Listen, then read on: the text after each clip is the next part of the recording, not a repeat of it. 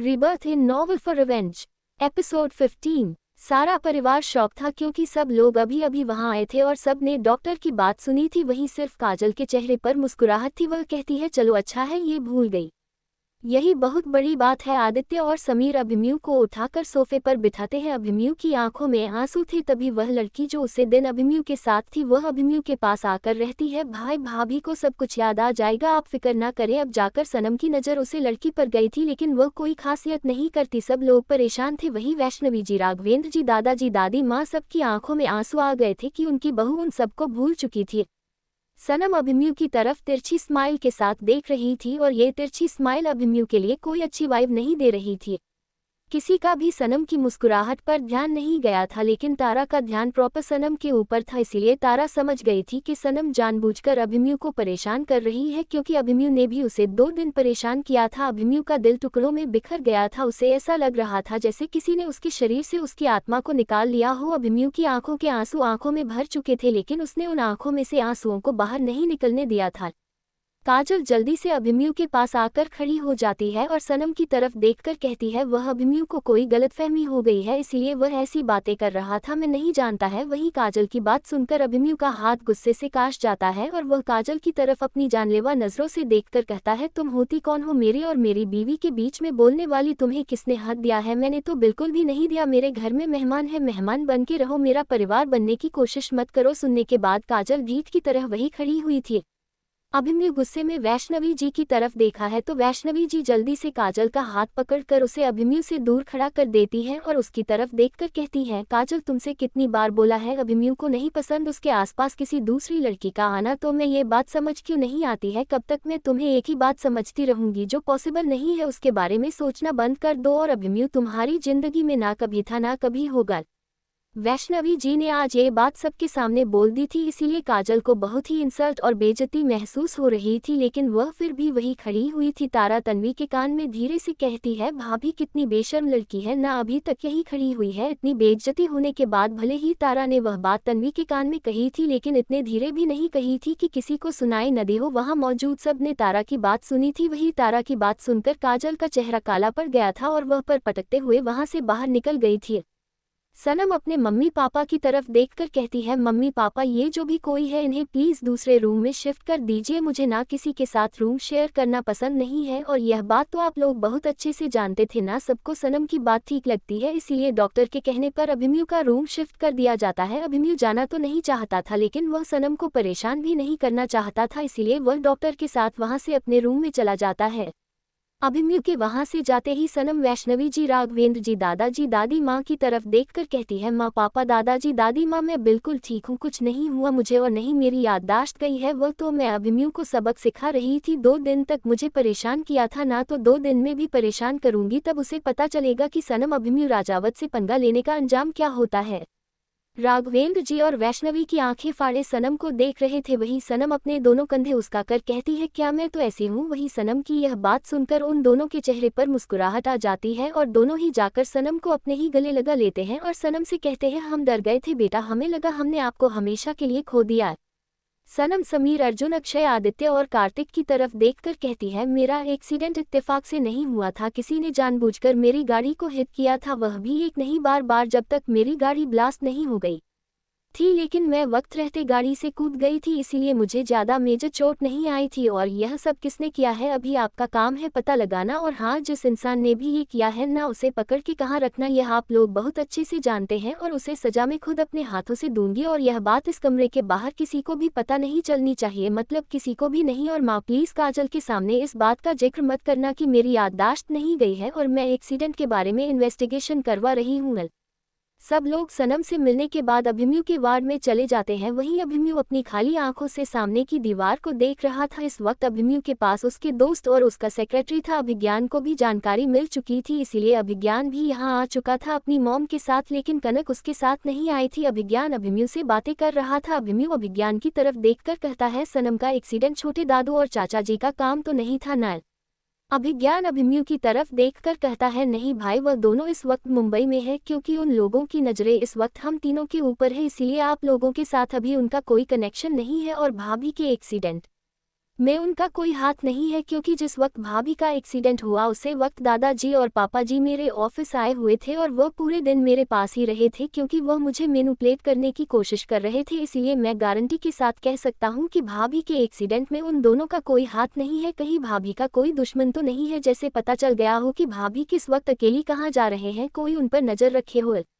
अभिमन्यु गहरी सांस भर के अपने असिस्टेंट और सिर बॉडीगार्ड की तरफ देखकर कहता है, पता करो किसने किया ये सब कुछ और उसे टॉर्चर रूम में बंद कर देना। उसे सजा मैं अपने हाथों से दूंगा, क्योंकि उसने मेरी जान को दर्द देने की कोशिश की है और उसकी वजह से मेरी जान, मेरी जिंदगी मुझे भूल गई है। अब उसे मैं ऐसा सबक सिखाऊंगा कि जिंदगी में कभी भी किसी के एक्सीडेंट के बारे में सोच भी नहीं पाएगा। वह रात का वक्त हो गया था, सब लोग वापस जा चुके थे, अब सिर्फ अर्जुन और समीर ही अस्पताल में रुके थे। अर्जुन इस वक्त अभिमन्यु के साथ था और समीर सनम के साथ था। बाकी सबको उन्होंने घर भेज दिया था, क्योंकि इतने लोग अस्पताल में नहीं रख सकते थे। सनम मेडिसिन की वजह से गहरी नींद में थी। तभी सनम के कमरे का दरवाजा खुलता है और अभिमन्यु धीमे कदमों से अंदर आता है। अभिमन्यु को कमरे में आता देख अक्षय और समीर बाहर चले जाते हैं। अभिमन्यु सनम का हाथ पकड़कर बैठ जाता है।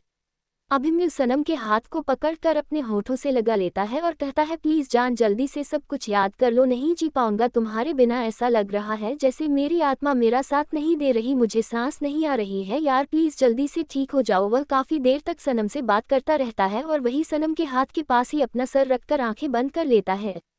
अभिमन्यु अभी सनम का हाथ पकड़कर बैठा ही था कि कोई अभिमन्यु के कंधे पर हाथ रखता है। अभिमन्यु जल्दी से साइड में देखा है तो वहां पर इस वक्त अभिमन्यु का असिस्टेंट था। वह अभिमन्यु को बाहर आने का इशारा करता है। अभिमन्यु इशारा समझकर जल्दी से सनम के माथे को चूम लेता है और आईसीयू से बाहर आ जाता है। बाहर आते अभिमन्यु का ऑरा खतरनाक हो जाता है। ऐसा लग रहा था कि अभी कुछ पल पहले जो अभिमन्यु था, पर यह अभिमन्यु बिल्कुल अलग हूँ। दोनों की पर्सनैलिटी बिल्कुल चेंज हो चुकी थी। अभिमन्यु का असिस्टेंट अभिमन्यु की तरफ देखकर कहता है, सर, लेडी बॉस के एक्सीडेंट के पीछे किसी और का नहीं बल्कि काजल का हाथ है और वह काफी टाइम से मैडम के पीछे कुछ लोगों को लगाए हुए थे, जिससे वह लोग मैं को किडनैप करके उनके साथ रेप करके उनका वीडियो वायरल कर दे, जिससे वह आपके और आपके परिवार के लायक ना रहे और आप लेडी बॉस को अपनी जिंदगी से बाहर कर दे।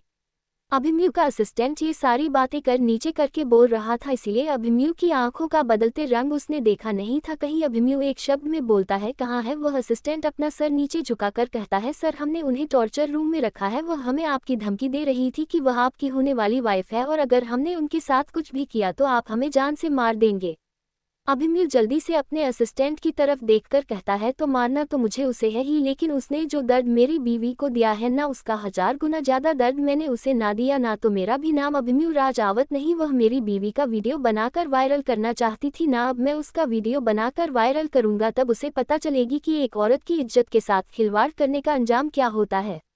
अभिमन्यु और उसका असिस्टेंट अभी बात कर ही रहे थे कि अचानक वहां किसी की ठंडी आवाज सुनाई देती है, नीरज, उसे सिर्फ टॉर्चर करो, जब तक वह अपने सारे गुनाह को बोल न कर ले, लेकिन हाँ, उसे सजा देने का हक मेरा है और उसे सजा मैं तब दूंगी जब मैं ठीक हो जाऊंगी। उससे पहले उसकी हर रात को दर्दनाक बनाना है और ऐसा दर्दनाक बनाना कि वह अगर जिंदा बच भी जाए तो किसी को अपना चेहरा ना दिखा पाए। मैं अब उसे बताऊंगी कि सनम राजावत से पंगा लेने का अंजाम क्या होता है। वह मेरा वीडियो बनाना चाहती थी ना, अब मैं उसे इतना फेमस कर दूंगी कि वह जहां भी जाएगी ना, लोग उसे सिर्फ गलत नजरों से ही देखेंगे। अभिमन्यु और नीरज शौक से सनम को देख रहे थे, क्योंकि उन दोनों को तो यही लगता था कि सनम की याददाश्त चली गई है। फिर अभिमन्यु के दिमाग में हिंट होता है, मतलब उसकी बीवी उससे बदला ले रही थी, लेकिन अभिमन्यु जानता था कि अभी सनम बहुत गुस्से में है। अगर अभी अभिमन्यु ने उसे कुछ भी कहा तो वह अभिमन्यु को सबक सिखाने में ज्यादा वक्त नहीं लगाएंगी, इसलिए अभिमन्यु चुपचाप वहां खड़ा रहता है और नीरज की तरफ देखकर कहता है, जो तुम्हारी लेडी बॉस ने कहा है उसे करो जाकर। सनम वापस अपने रूम में चली जाती है। वही अपने गुस्से में सनम ये भी भूल गई थी कि वह अभिमन्यु के सामने अपनी याददाश्त जाने का प्रिटेंड कर रही थी, लेकिन अब वह समझ चुकी थी कि अभिमन्यु को पता चल गया है कि वह ठीक है, इसलिए वह अपनी आंखें बंद कर लेती है, क्योंकि वह अभी अभिमन्यु से बात नहीं करना चाहती थी, वह नाराज थी उससे। अभिमन्यु नीरज के साथ अपने टॉर्चर रूम में चला जाता है, क्योंकि वह काजल का गुनाह काजल के मुंह से सुनना चाहता था और फिर वह उसे सजा देना चाहता था। वैसे भी सजा तो काजल को वही मिलने वाली थी जो सनम ने तय करी थी, लेकिन उसकी सजा में बढ़ोतरी अभिमन्यु करने वाला था। अभिमन्यु जैसे जैसे बेसमेंट में जा रहा था वैसे वैसे वहां चीखने चिल्लाने की आवाज सुनाई दे रही थी, और वह आवाज किसी और की नहीं काजल की थी, क्योंकि काजल को अभिमन्यु की लेडी बॉडीगार्ड टॉर्चर कर रही थी, क्योंकि अभिमन्यु का ऑर्डर था। अभिमन्यु कहाँ जाकर अपने सोफे पर पैर पैर पर चढ़कर बैठ जाता है और एकटक सामने काजल को देख रहा था। काजल उसे लेडी बॉडीगार्ड की तरफ देखकर कहती है, तुम जानती नहीं हो तुमने किसको हाथ लगाया है। मैं काजल हूँ, अभिमन्यु राजावत की होने वाली वाइफ, और उसकी फियांसे। उसको पता चल गया ना तो वह तुम लोगों को जिंदा नहीं रखेगा और नहीं जिंदा छोड़ेगा तुम्हारी उस सनम को।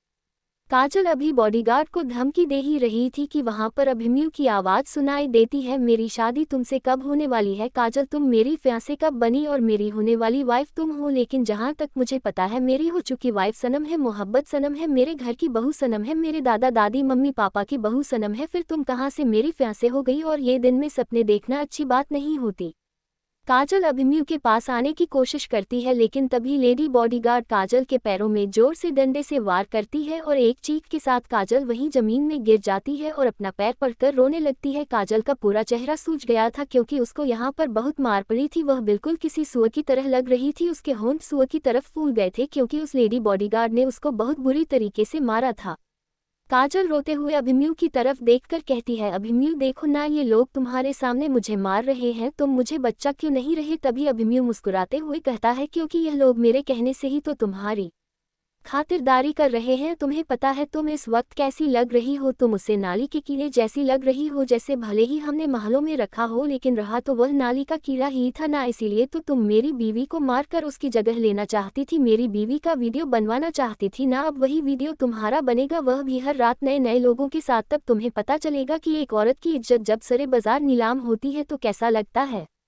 अभिमन्यु की बात सुनकर काजल के होश उड़ जाते हैं और उसे समझ ही नहीं आ रहा था कि अभिमन्यु को ये कैसे पता चला। तभी अभिमन्यु वहां से उठकर काजल के पास आता है और उसके बालों को पकड़कर उसकी गर्दन में अपना हाथ करते हुए कहता है, तूने मेरी बीवी को करने का प्लान बनाया, तू मेरी बीवी को बदनाम करना चाहती थी, तो मेरी बीवी का वीडियो बनवाना चाहती थी, उसे दूसरे आदमियों के साथ भेजना चाहती थी ना। अब तू देख मैं तेरे साथ क्या करता हूँ। आज तक सिर्फ मॉम की वजह से तुम्हें छोड़ रखा था, लेकिन आप नहीं, क्योंकि अगर आज मैंने तुम्हें छोड़ दिया ना तो कल तुम कुछ और प्लान बनाओगी। और अभिमन्यु राजावत दूसरा मौका किसी को नहीं देता, तुम्हें तब भी मैं बहुत मौके दिए हैं काजल, जब तक बात मुझ तक थी ना तब तक तुमसे थी, लेकिन तुमने जो हरकत मेरी जान के साथ करने की कोशिश की है ना, उसे हरकत के लिए तुम्हारी जान लेना कोई बड़ी बात नहीं है। और एक बात मारूंगा तो मैं तुम्हें है, लेकिन उससे पहले तुम्हें इतना टॉर्चर करूंगा, इतना टॉर्चर करूंगा कि तुम कोशिश होगी उसे दिन को कि तुमने क्यों मेरी जान को मारने की कोशिश की, क्यों तुमने लोगों को उसकी इज्जत की सुपारी दी। काजल खिसकते हुए अभिमन्यु के पास आती है और कहती है, मैं तुमसे प्यार करती हूँ अभिमन्यु, तुम मुझे छोड़कर उसे सनम को कैसे अपना सकते हो, तुम मुझे छोड़कर उसे सनम से कैसे शादी कर सकते हो। बल्कि तुम जानते थे मैं बचपन से तुमसे प्यार करती थी, बचपन से सपना देखा था मैंने तुम्हारी पत्नी बनने का, लेकिन उसे लड़की ने आकर सब कुछ खत्म कर दिया, सब कुछ बर्बाद कर दिया, तो मैं उसे आबाद कैसे रहने देती। अभिमन्यु खींचकर एक थप्पड़ काजल के चेहरे पर मारता है और कहता है, ये बात मैं तुम्हें बचपन से कहता आ रहा हूँ कि मुझे तुमने कोई इंटरेस्ट नहीं है, तुम मेरे घर में सिर्फ एक नौकरानी की हैसियत से रह रही थी, मैंने तो तुम्हें कभी उस फैमिली का हिस्सा ही नहीं समझा, तो तुमसे शादी करने का कुछ सवाल ही पैदा नहीं होता। और तुम्हें क्या लगा तुम कॉलेज में जो लड़कियों को परेशान करती थी और उन्हें बुली करती थी, मुझे पता नहीं था, सब कुछ पता था, लेकिन मैंने तब इसलिए कुछ नहीं कहता था क्योंकि तुम्हारी वजह से वह लड़कियां मुझसे दूर रहती थी और तुमने मेरी इस बात क्या तुमने गलत मतलब ही निकाल दिया। काजल एक बार फिर अभिमन्यु के पैरों को पकड़ने की कोशिश करती है तो अभिमन्यु 2 कदम पीछे हटकर कहता है, मुझे छूने का हक सिर्फ मेरी जान का है, मेरी बीवी का है, और उसके अलावा मैंने ये हक किसी को नहीं दिया। काजल अभिमन्यु के सामने हाथ जोड़कर रहती है, मैं तुमसे बहुत प्यार करती हूँ अभिमन्यु, प्लीज मुझे अपना लो। उसे सनम में ऐसा कुछ भी नहीं है कि तुम उसके पीछे पागल हो रहे हो, मैं तुमसे सच्चा प्यार करती हूँ, बचपन से करती हूँ, अगर तुम कहोगे तो मैं सब कुछ करूँगी, मैं तुम्हें बहुत अच्छे से खुश रखूंगी, जो सनम तुम्हें कभी नहीं रख सकती। काजल की इतनी बेशर्मी भरी बातें सुनकर अभिमन्यु को गुस्सा तो बहुत आ रहा था, लेकिन वह इस लड़की को छूकर अपने हाथ गंदे नहीं करना चाहता था, इसीलिए वह अपने बॉडीगार्ड्स को कुछ इशारा करता है और वहां से बाहर चला जाता है। तभी उसे कमरे से काजल की रोने की और चिल्लाने की आवाज आने लगती है, लेकिन काजल की इन आवाजों का अभिमन्यु पर कोई असर नहीं होता है। 1 घंटे बाद अभिमन्यु हॉस्पिटल पहुंच जाता है, जहां पर सनम गहरी नींद में सो रही थी। सनम को देखते ही अभिमन्यु का सारा गुस्सा ठंडा हो जाता है और वह सनम के पास वही लेट जाता है, क्योंकि सनम जी बेड पर लेटी हुई थी, वह बेड काफी बड़ा था, इसीलिए वहां 2 लोग आराम से लेट सकते थे, इसीलिए अभिमन्यु उसके पास उसके साथ ही लेट गया था। वहीं अभिमन्यु अपनी गहरी नजरों से सनम के चेहरे को देख रहा था। सनम को देखते देखते कब अभिमन्यु नींद के आगोश में चला जाता है पता ही नहीं चलता। अगली सुबह दोनों फैमिली से हॉस्पिटल आ चुकी थी। वहीं इस वक्त सब लोग उसे कमरे के बाहर थे क्योंकि कोई अंदर नहीं जा पा रहा था। तभी अचानक से तारा जल्दी से कमरे का गेट खोल देती है और जैसे ही उन सब की नज़र बेड पर सो रहे सनम और अभिमन्यु पर जाती है, जल्दी से बड़े लोग अपनी नज़र में इधर उधर कर लेते हैं। दादाजी राघवेंद्र जी तो वहाँ से दूसरी साइड चली गई थी क्योंकि कुछ भी हो सनम उनके घर की बहू थी। एक मर्यादा एक सम्मान था उनकी आंखों में अपनी बहू के लिए।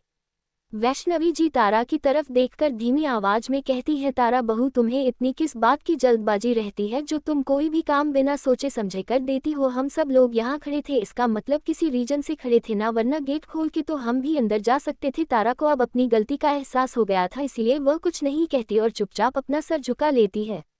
सनम तो काफी देर पहले जाग गई थी लेकिन अभिमन्यु को इतना सुकून में सोता देख वह चुपचाप लेटी हुई थी। बाहर से हो रहा है शोरगुल से उसकी नज़र दरवाजे की तरफ जाती है जहां वैष्णवी जी तारा को डांट रही थी। तभी सनम अपनी कमजोर आवाज में रहती है, भाभी किसी के सामने ये सर झुकाना नहीं चाहिए क्योंकि हम औरतों का सम्मान होता है। यह अपने गलती की है, माफी मांगी है, लेकिन सर मत झुकाना कभी भी।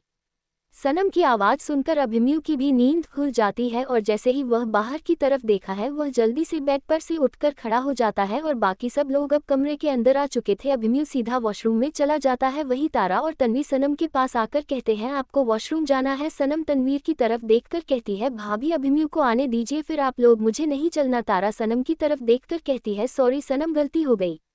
सनम तारा की तरफ देखकर कहती है, कोई बात नहीं भाभी, होता है, कोई दिक्कत थोड़ी है, मुझे कोई प्रॉब्लम नहीं है, इस चीज़ से आपको भी प्रॉब्लम नहीं होनी चाहिए। और ये बताए आप लोग इतनी सुबह सुबह हॉस्पिटल क्यों आ गए? आराम से आना चाहिए था ना यहाँ पर। अभिमन्यु, समीर भाई तो थे ही ना हम सबका ख्याल रखने के लिए। अभिमन्यु वॉशरूम से बाहर आया था तभी वैष्णवी जी अभिमन्यु की तरफ देखकर कहती है, अभिमन्यु पता नहीं ये काजल 2 दिन से कहाँ चली गई है, नीचे का फ़ोन लग रहा है, नहीं किसी दोस्त के पास है, समझ नहीं आ रहा क्या करूँ, पुलिस कंप्लेंट करनी चाहिए क्या? अभिमन्यु अपनी सख्त और कठोर आवाज में कहता है, उसे लड़की को ढूंढने की कोई जरूरत नहीं है मां, मैं जानता हूं डर की वजह से भाग गई होगी वह यहाँ से। सब लोग हैरानी से अभिमन्यु की तरफ देखते हैं तो अभिमन्यु सबकी तरफ अपनी नजरें घूमकर कहता है, सनम के एक्सीडेंट में काजल का हाथ था, काजल ने ही सनम को करने के लिए उसे ट्रक ड्राइवर को भेजा था और यह बात हम सबको पता चल गई थी, इसलिए डर की वजह से कहीं भाग गई है। वैष्णवी जी हैरानी से अभिमन्यु और सनम की तरफ देख रही थी, उन्हें विश्वास नहीं हो रहा था कि काजल इतनी गिरी हुई हरकत कर सकती है। तभी राघवेंद्र जी अभिमन्यु वैष्णवी जी की तरफ देखकर कहते हैं, उसने हमारे घर की बच्ची को चोट पहुंचाने की कोशिश की है, इसीलिए आज से हमारा उस लड़की से कोई रिश्ता नहीं है, कोई उसे नहीं ढूंढेगा, कहाँ गई, क्यों गई, किसके साथ गई, हमें इस बात से कोई मतलब नहीं है। अब वह बालिग है, अपना अच्छा बुरा खुद सोच सकती है और हम उसे सनम बहू के एक्सीडेंट के लिए भी माफ़ नहीं करेंगे, लेकिन अब उसकी हमारी जिंदगी में कोई जगह नहीं है। राघवेंद्र जी अपने सख्त आवाज में सबकी तरफ देखकर कहते हैं, आज से हमारे घर में उसे लड़की का नाम नहीं लिया जाएगा। अभिमन्यु तुम अपने आदमियों को उसे लड़की को ढूंढने के लिए लगा दो और जब वह लड़की मिल जाए तो उसे सख्त से सख्त सजा देना। उसे भी पता चले कि उसने राघवेंद्र राजावत की बहू पर जानलेवा हमला करने की कोशिश की है तो उसकी सजा भी जानलेवा ही होगी। धीरे धीरे 1 हफ्ता बीत जाता है। इस 1 हफ्ते में सनम पूरी तरीके से रिकवर कर गई थी, लेकिन हाँ उसे अभी चलने फिरने में थोड़ी दिक्कत होती थी और अभिमन्यु भी अब पहले से ठीक था, लेकिन सनम का दर्द अभिमन्यु को महसूस होता था। ये कैसी मोहब्बत थी, उन दोनों की दर्द एक होता था, तकलीफ दूसरे को होती थी, चोट एक को लगती थी, तक सांस है दूसरे की रुकती थी। शायद इसी को सच्ची मोहब्बत कहते हैं। दोनों की आत्मा एक दूसरे के साथ जोड़ी हुई है, या दोनों एक दूसरे से इतनी मोहब्बत करते हैं कि एक दूसरे की दर्द को और तकलीफ को दूर रहकर भी महसूस कर सकते हैं।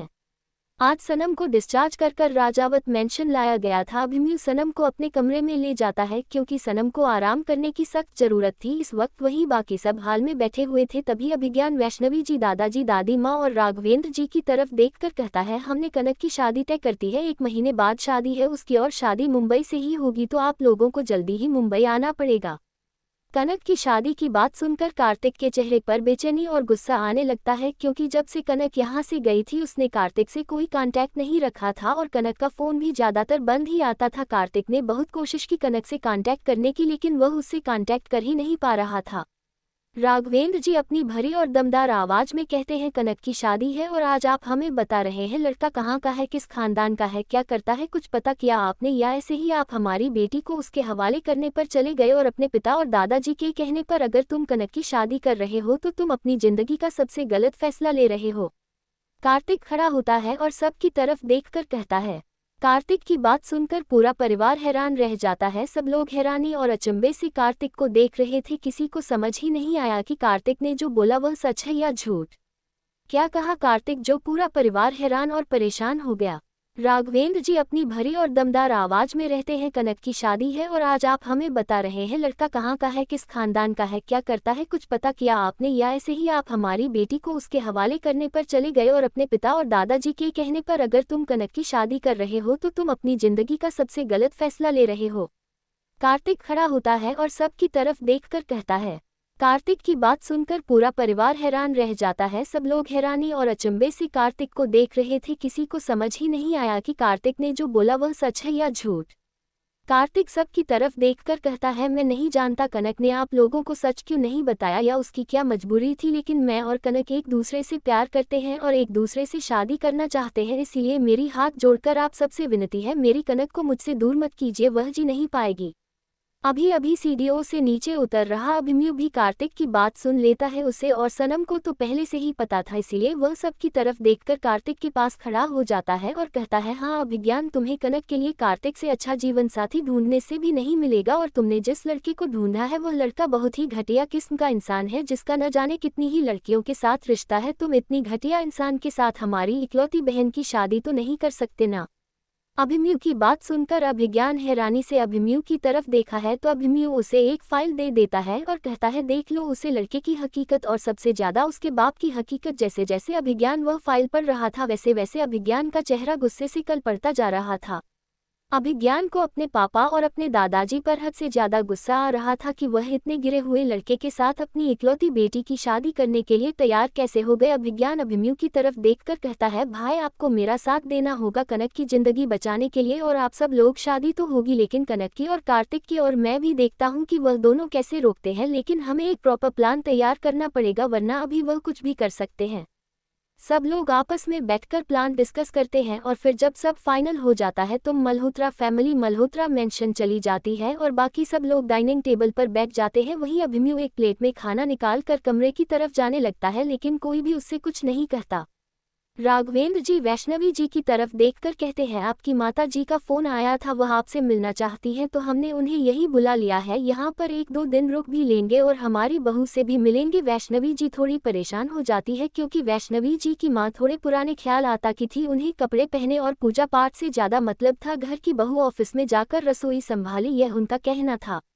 वैष्णवी जी राघवेंद्र जी की तरफ देखकर कहती है, जब आप सब कुछ जानते हैं फिर भी आपने उन्हें आने के लिए क्यों बोल दिया, और मैं नहीं चाहती कि वह सनम से ऐसा कुछ कह दे कि सनम को और अभिमन्यु को खराब लगे पर हम लोगों को भी खराब लगेगा, इसलिए प्लीज आप उनसे मना कर दीजिए। दादाजी दादी माँ वैष्णवी जी की तरफ देखकर कहते हैं, बहू वह आपकी माताजी हैं और हम उन्हें बुलाकर अब मन नहीं कर सकते, आप सनम बहू को थोड़े दिन के लिए समझा देना जिससे वह एडजस्ट कर लेगी।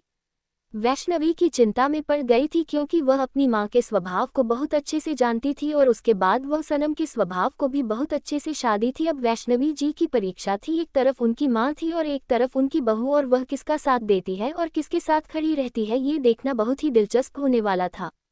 अभिमन्यु कमरे में सनम को अपने हाथ से दलिया खिला है और उसे दवाई खिलाकर लिटा देता है। सनम अभिमन्यु को चेहरे को देख रही थी जिस पर कुछ चिंता की लकीरें दिखाई दे रही थी। सनम अभिमन्यु के हाथ को पकड़कर रहती है, क्या बात है, कुछ हुआ है क्या, इतने परेशान क्यों हो।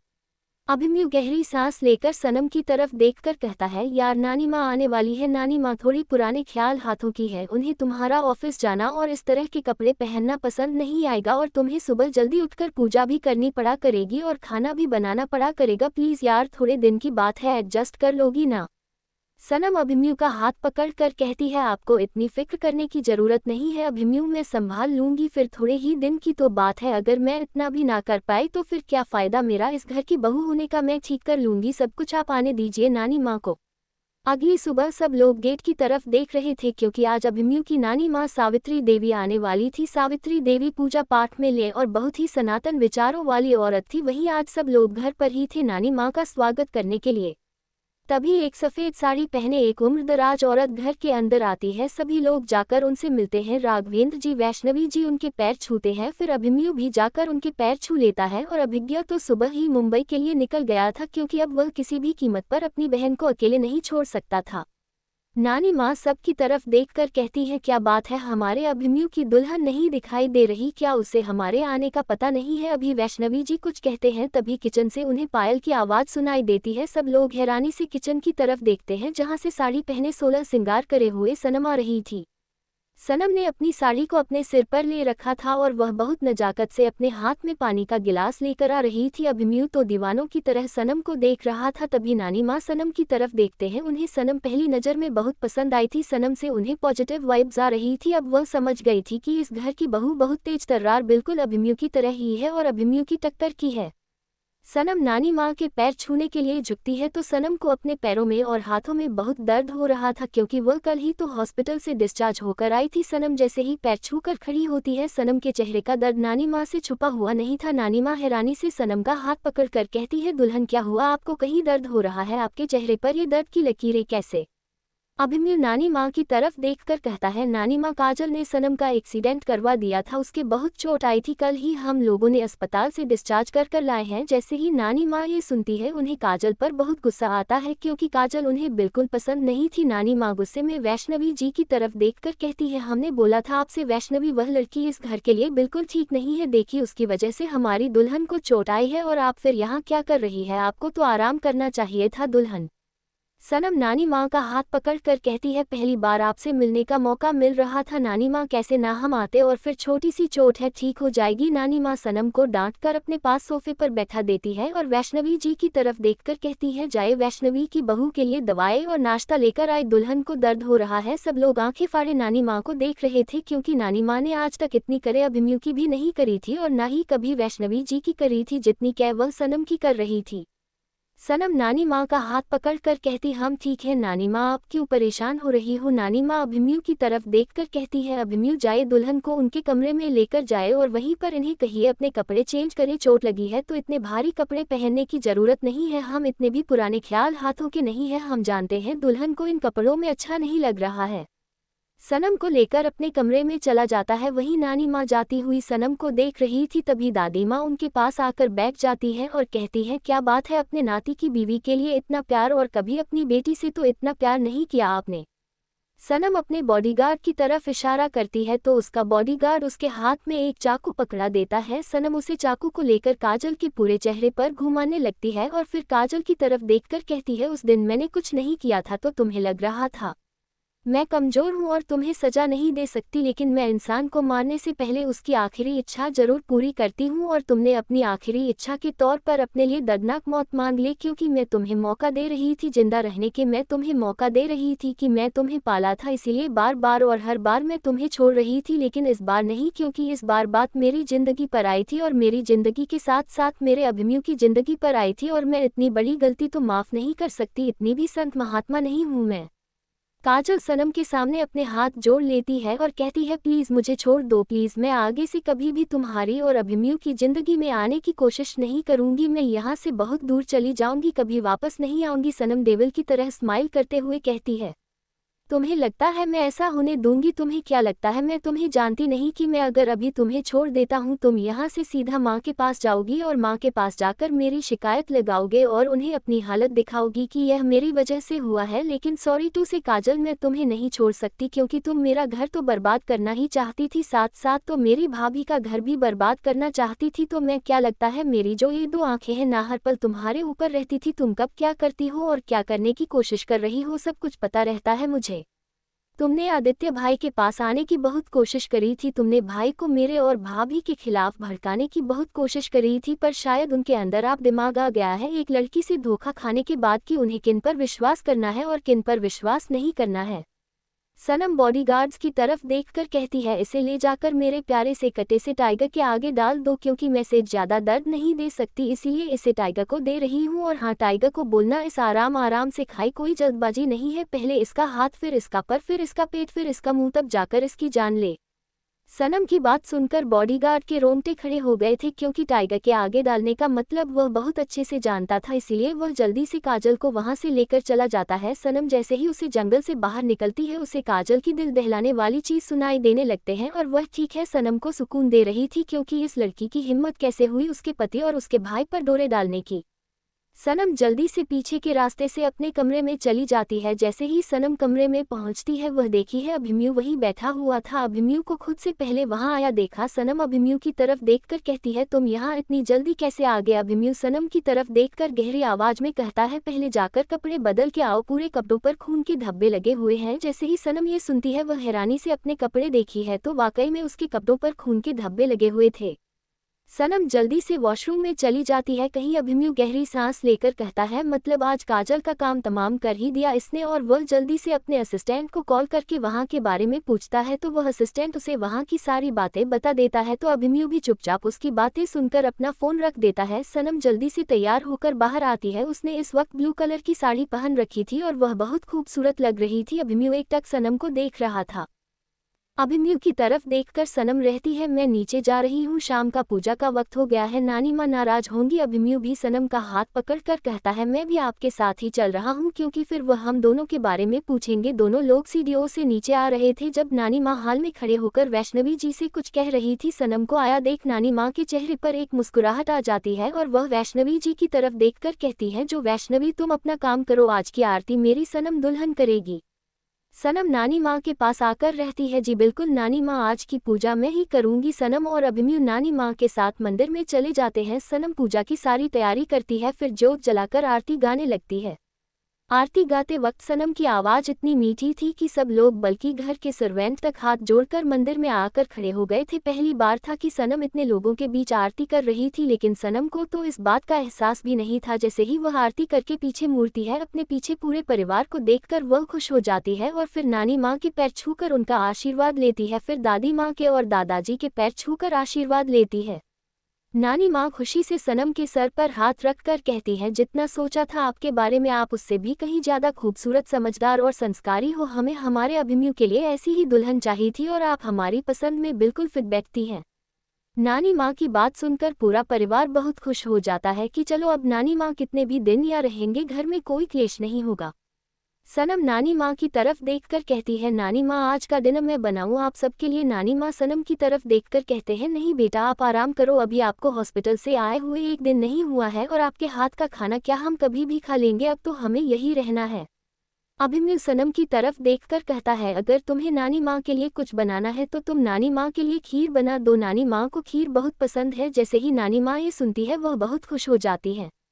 सनम किचन में जाकर खीर बनाने लगती है क्योंकि बाकी का खाना सर्वेंट बना रहे थे। खीर बनाकर सनम कटोरी में ले जाकर भगवान जी को भोग लगती है और उसके बाद नानी माँ के पास आकर रहती है कि यही ले आऊं, क्या आप लोग डाइनिंग टेबल पर खाओगे। नानी माँ खुशी से सनम की तरफ देखकर कहते हैं बेटा आपकी यही ले लिए खाना में अभी टाइम है।